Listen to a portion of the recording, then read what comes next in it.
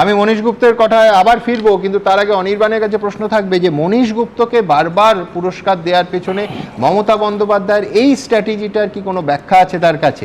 একদিকে আমি শহীদ দিবসের শ্রদ্ধার্ঘ্য অর্পণ করব, আরেকদিকে যে স্বরাষ্ট্র সচিব এই গুলিচালনার ঘটনাকে সম্পূর্ণ সমর্থন করে এবং আন্দোলনকারীদের মদ্যপ বলে সরকারকে রিপোর্ট দিয়েছিলেন, বারবার তার সাক্ষ্যে সেটাই আসতো, তাকে পুরস্কৃত করে নিজের মন্ত্রিসভায় নেব, এই দুটো তো মানে শহীদ তর্পণ আর পুরস্কার দুটো তো একসঙ্গে চলতে পারে না। অনির্বাণ, দেখুন, আগে আমি সৌম্যদার কথার কয়েকটা উত্তর দিই। সৌম্যদা আমাদের অনেক সিনিয়র নেতা, আশা করছি সৌম্যদা মাঝখানে ইন্টারাপ্ট করবেন না।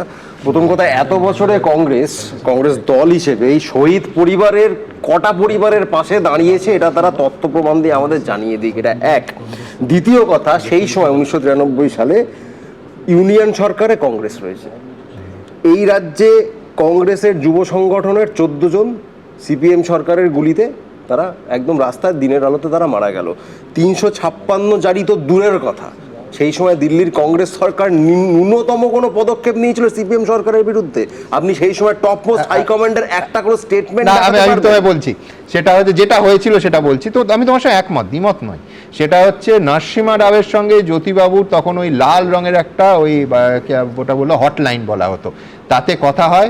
উল্টে জ্যোতিবাবু এই গোটা ঘটনায় অত্যন্ত বিরক্তি প্রকাশ করেন এবং বলেন যে ওরা এরকম সবলে বলপূর্বক মহাকরণ দখল করতে এসেছিল, আপনি প্রধানমন্ত্রী, আপনার কাছে আমি কমপ্লেন জানিয়ে রাখলাম, এই কাগজে এই পড়ছিলাম। তাহলে নরসিমা রাও তিনি প্রধানমন্ত্রী, মুখ্যমন্ত্রী তাকে বলছেন, বুঝলাম, কংগ্রেস দলের তো তিনি নেতা, কংগ্রেস সরকারের তরফ থেকে তো তিনি প্রধানমন্ত্রী, তাহলে তার কাছে অর্থাৎ দিল্লির হাইকমান্ডের কাছে প্রদেশ নেতৃত্বে যে যুব কংগ্রেস তাদের কর্মীদের খুন হওয়া, পুলিশের হাতে সিপিএম সরকারের হাতে খুন হওয়া, সেটা কোনো ম্যাটার নয়। মানে সিপিএম এর সর্বোচ্চ নেতা রাজ্য থেকে বলে দিলেন, উনি বললেন আচ্ছা বাহ ঠিক আছে।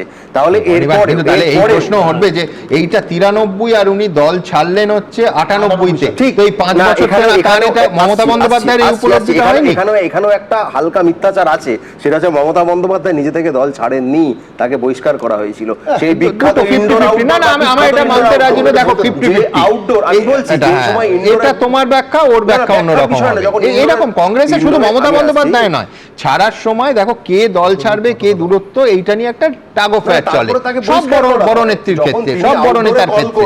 এবং কার্যত তার সভা জনসমুদ্রে পরিণত হয় এবং ইন্ডোরে তৎকালীন কংগ্রেস নেতৃত্ব সভা ফেল করে, তখন তাকে তারা বহিষ্কার করেন। আর তৃতীয় একটা পয়েন্ট আছে, সেই যখন 21শে জুলাই যখন মারা যাচ্ছে, মানুষগুলো মারা গেছে, সেই সময় মমতা বন্দ্যোপাধ্যায়কে বাদ রেখে প্রদেশ কংগ্রেসের টপ নেতৃত্বের কথা বলছি, আমি পাড়ার কংগ্রেস নেতাদের কথা বলছি না, তাদের একটা ছবি দেখান যারা গিয়ে পাশে দাঁড়িয়েছিল, একটা ছবি আপনি দেখাতে পারবেন না। এটা গেল। একটু এই দুটোর উত্তর নিন।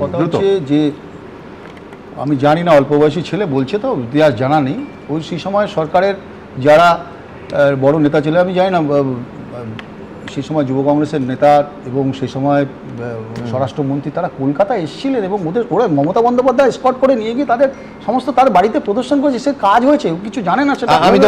আমি তোমাদের দুজনকে একটা প্রশ্ন করি,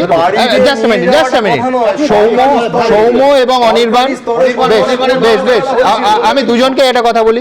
আমি বলছি যে কোনটা ধরবো তোমরাই বলে দাও।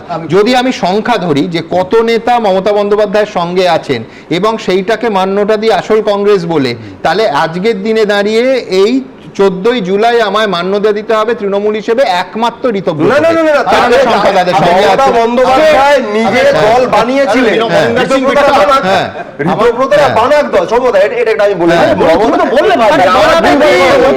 মানে আমি বলছি 80 জনের 65 বা 70 জন যেখানে, মমতা বন্দ্যোপাধ্যায় বহিষ্কার করবার পর তিনি নিজে এখানে ঋতব্রত বন্দ্যোপাধ্যায়কেও বহিষ্কার করা হয়েছিল, তারপরে তিনি আমি আসল বলে লাফিয়েছেন বিজেপির ছত্রছায়ায়।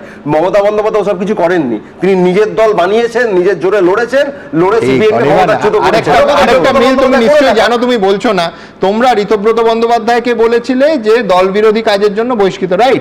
মমতা বন্দ্যোপাধ্যায় সম্পর্কে একই কথা বলেছিল। সুতরাং ওই বললাম সময় প্রেক্ষিত পাল্টে যায়, চরিত্র পাল্টে যায়, পাত্রপাত্রী পাল্টে যায়, সময় বানিয়েছিলেন। একটা লাইন শেষ করে আগামীকাল তুমিও দেখতে পারো না, আমিও দেখতে পারো না, ইতিহাস মনে নেই।